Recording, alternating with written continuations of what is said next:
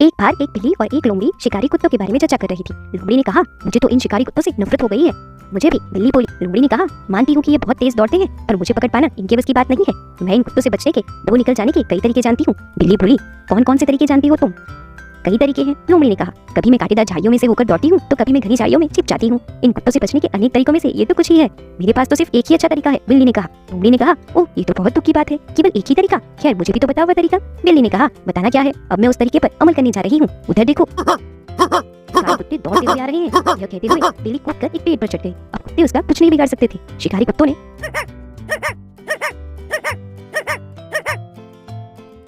लोमड़ी का पीछा करना शुरू कर दिया। वह कुत्ते से बचने के लिए एक एक करके कई तरीके आजमाती रही, फिर भी वह उनसे बच नहीं सकी। अंत में शिकारी कुत्तों ने उसे धर दबोचा।